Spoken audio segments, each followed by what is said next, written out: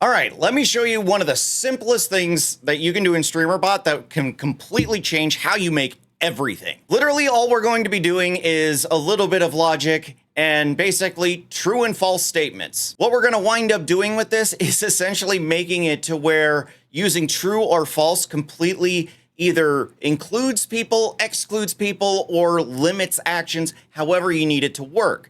This is more powerful than a lot of people may realize, and this can change everything in how you build. So at the core of all this is going to be, well, core, which is going to be something we reference in our Streamer.bot documents, which you should have up when you're building stuff because it's going to give you everything you need in order to build stuff.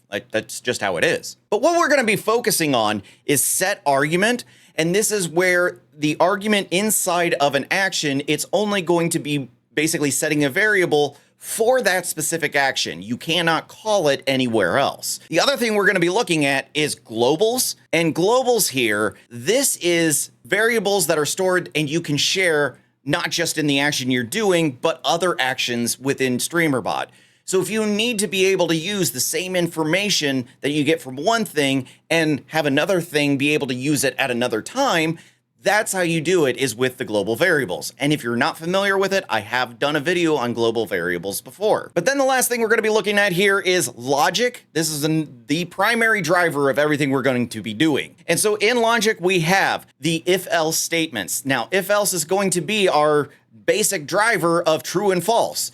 Whether something equals this, then do it. If it doesn't equal that, do that. Now, this is a very simplistic way of doing it. There's also the switch case, which I will probably do in another video, but I wanted to give you just true false for now to get you started. So what I'm going to do is I'm going to show you a couple different things on how you can use this to really make your actions feel purposeful and give yourself more control over Streamer.bot and your stream. So the first thing I want to do is I want to make something for somebody who's never been in my stream before and excluding everyone else other than that person who's never been here. So I've already added the action of first time chatter. This is for anybody who has not been in my stream. So what I'm going to do is I'm going to go to add, I'm going to go to core, and we're going to come down to globals, and we're going to do a get global to start out with. Now, normally when you're dealing with globals like this, you would have something already set and ready to go.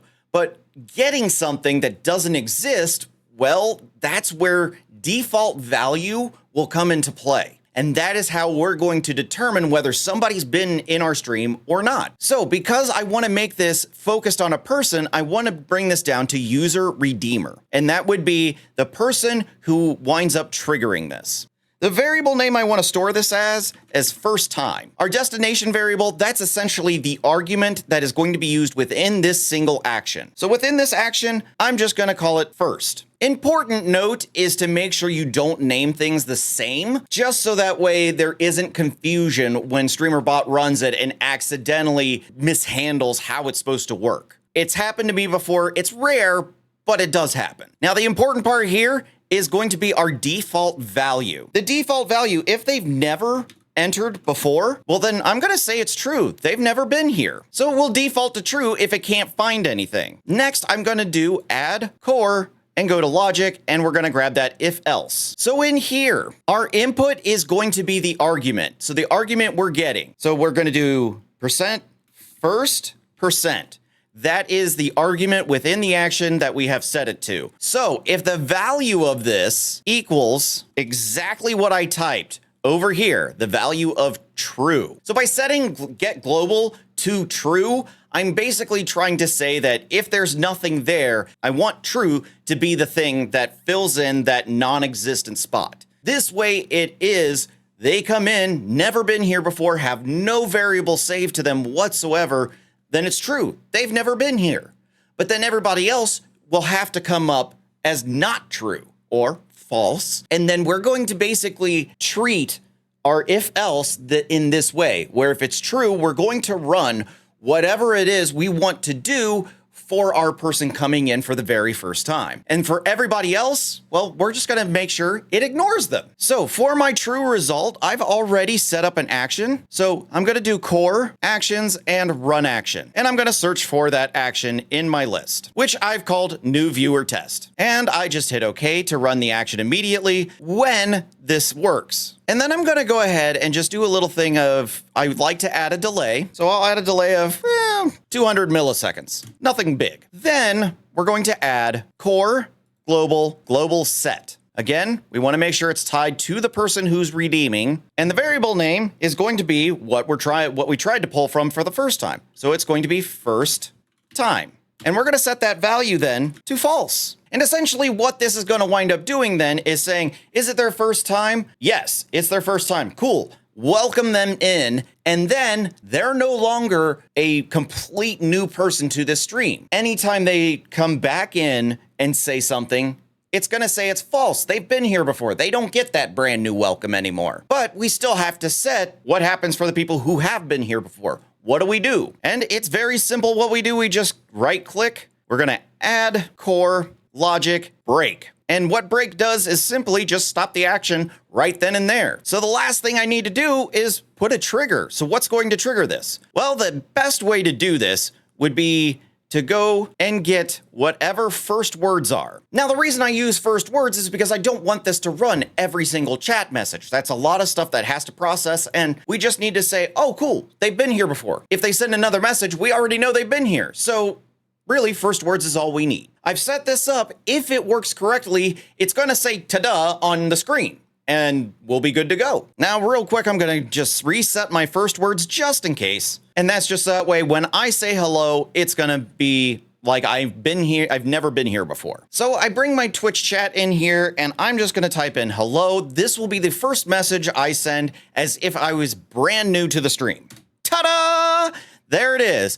I am brand new to the stream. That shows up and it achieved what we wanted to achieve. Now, to make sure that it actually set the way we want it to, we can go up to global variables, go to our persisted user global, go to the platform they're on, and put in the name. So me. And right here, as we've set, first time, it's false, which means it did set that I am no longer a first-time chatter and it should ignore me from then on out. So since that is set, the best way for me to test it, I'm gonna reset my first words again as if this is a new stream. And then if I say hello, it should ignore me. And it ignored me. Exactly the way we want it to work. And so with this, you're able to build so many things that are exclusive to a specific kind of thing. I use this in so many instances that make it easier for me to determine if somebody can use something, if they can't. I can build all these kinds of different ways of doing things. An example I like to use, and I use it in my stream personally, is I like to have subscriber-only channel points. And what I do with this is to say, hey, is this person subscribed?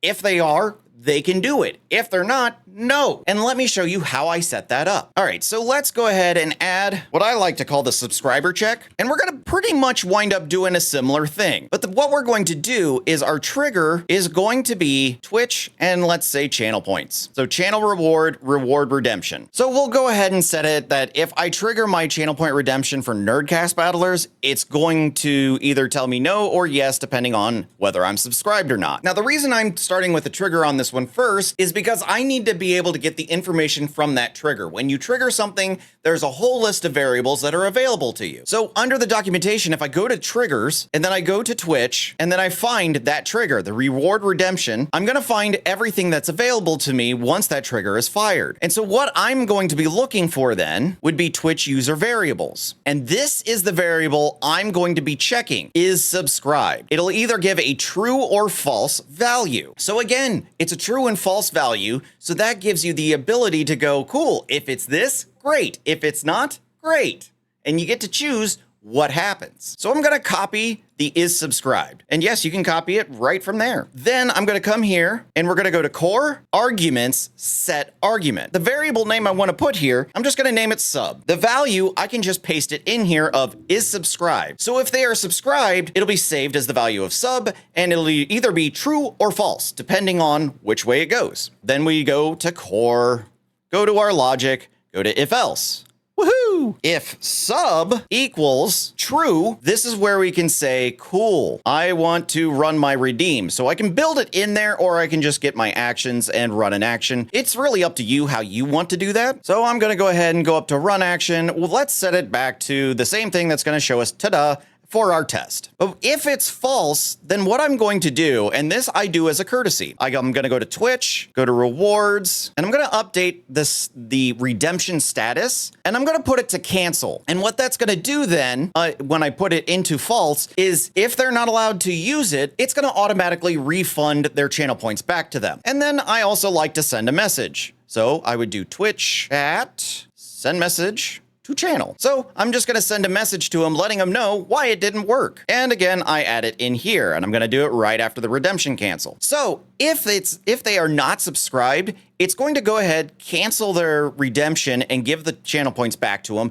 and let them know, hey, you can't use this. Sorry, don't be a loser. So if I was to come in here and I was to trigger the channel point redemption that this is tied to, I should get ta-da, because I'm subscribed. I'm the broadcaster. Ta-da! It worked. Now, to make sure that it was checking the way it was supposed to, you can actually come over to action history, and we can actually do the subscriber check here. And as we go right here, it says is subscribed, which is what we were looking for. That was the value of true. So it went through correctly. And if you really want to test to make sure things are working correctly, well, let's change this from if sub equals false, then it should switch how this works. If I go ahead and trigger that again, oh, there it is. Sorry. You are not subscribed. You can't use this. Don't be a loser and just subscribe already. So that works. That's my subscriber check. Let's make sure to put that back so that way it works the way it's supposed to. And that is literally how simple it is to set up even something as simple as a subscriber check. There's a lot of different ways you can work with this, and